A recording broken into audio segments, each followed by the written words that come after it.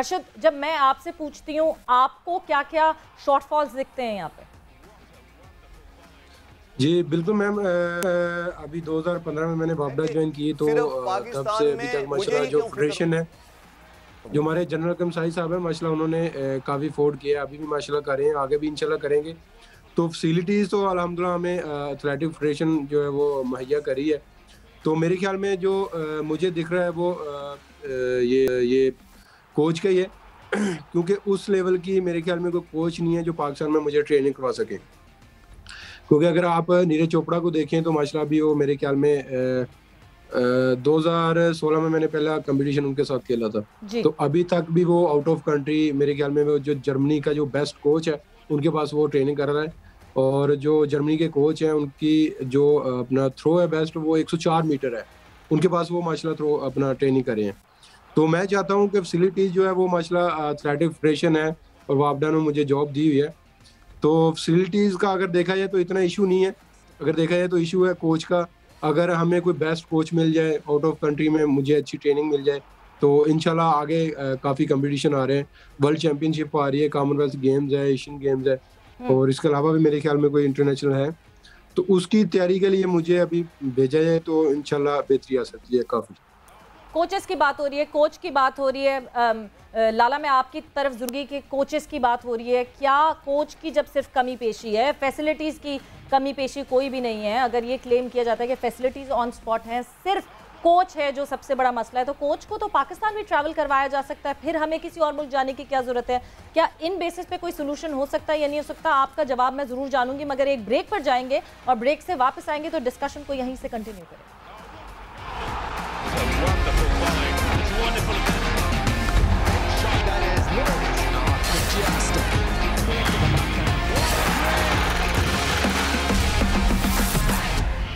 बात हमारी हो रही है कॉमनवेल्थ गेम्स 2022 की क्या तैयारियां हैं, और अगर तैयारियां नहीं हो रही तो क्यों नहीं हो रही। शाहिद खान आफरीदी भी हमारे साथ मौजूद हैं, अरशद नदीम हमारे साथ मौजूद हैं, मोहम्मद अकरम साई साहब भी हमारे साथ मौजूद हैं। लाला, मैं आपसे बात अब करना चाहूँगी इस बारे में। जिस तरह अरशद ने अभी मेंशन किया, नीरज चोपड़ा की हम बात करते हैं।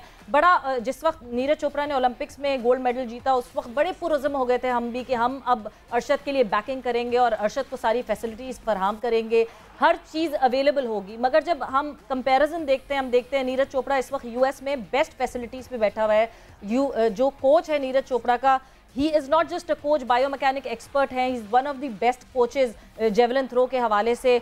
और डॉक्टर क्लॉस की अगर मैं बात करूं तो बहुत सारी फतवात उनके पास भी हैं।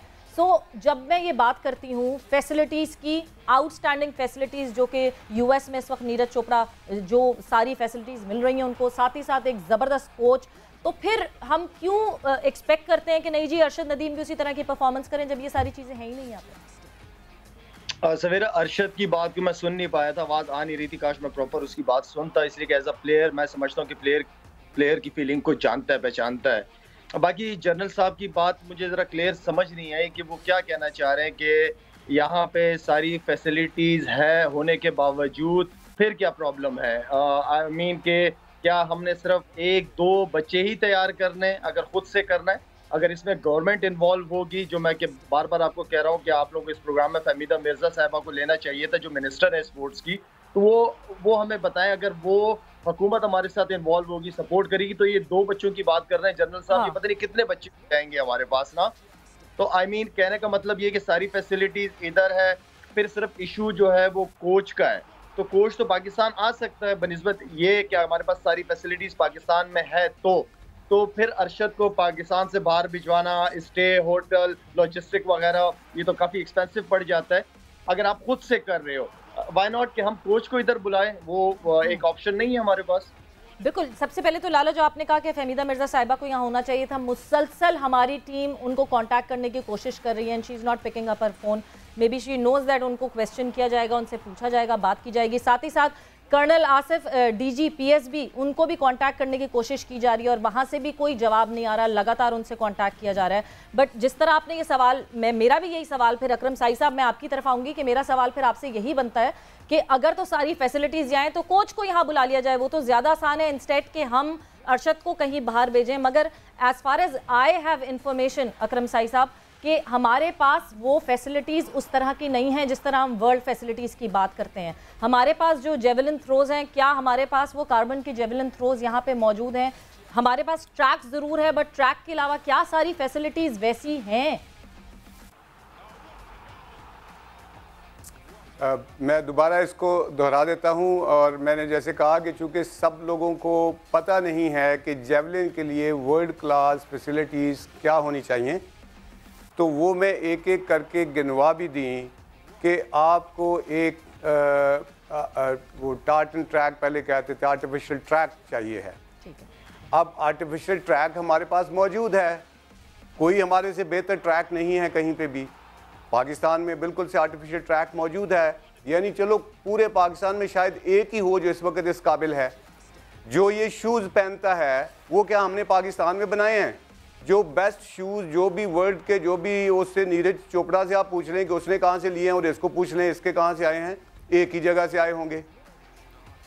तो ये इसकी जेवलिन जी आपने बात की, वो कार्बन वाला जेवलिन जो बेस्ट इसको चाहिए है, जो उसके पास है वही इसके पास है। अच्छा ये सही साहब जरा सही साहब आई थिंक आपका एक्सपर्ट से बात कर रहे हैं, जरा सुन लीजिए। जी सर, आपका पॉइंट ऑफ व्यू है, हमने कर लूं फिर। जी चलिए प्लीज चलिए। अच्छा ये हो गया। अब दूसरी बात, हाँ दूसरी बात ये है, सेकंड ये बात आ रही थी कि अच्छा जी तो बाहर से कोच क्यों नहीं यहाँ पे आ सकता, ये क्यों, इसको भिजवाना क्यों ज़रूरी है? तो नीरज चोपड़ा की आप मिसाल दे रहे हैं, उसका कोच क्यों नहीं आ गया इंडिया में? वो क्यों अमेरिका बैठा हुआ है? उसको क्यों पहले जर्मनी या फिनलैंड भिजवाया गया? ये देखिए, ये हमारी गेम है, हमें ये पता है बाहर से कोच वो आएगा जिसको पाकिस्तान गवर्नमेंट अफोर्ड नहीं कर सकती, बिकॉज वहाँ जिन कोचेज़ के पास हम भेज रहे हैं वो दुनिया के बेस्ट कोचेज़ हैं। वहाँ पे उन्होंने अपनी एकेडमी बनाई हुई है, वो एकेडमी छोड़ के जिसके पास सारी दुनिया के जेवलिन थ्रोअर आ रहे हैं। ये अभी जो साउथ अफ्रीका वाला मैं आपसे शेयर करूँ कि जो जर्मनी के इस वक्त बेस्ट नंबर 1 नंबर 2 हैं, वेक्टर जो उनका है वो वहाँ पे कर रहा है। ये नीरज ने वहाँ जाना था, ये ओमिक्रॉन की वजह से अमेरिका गया है। वहाँ पे जो चेक के 2 बेस्ट हैं वो वहाँ पे जा, पूरी दुनिया वहाँ पे। अब वो कैसे छोड़ के आएगा पाकिस्तान के अंदर? यस चलिए पॉइंट सही साहब, पॉइंट टेकन सही साहब, we are slightly short on time.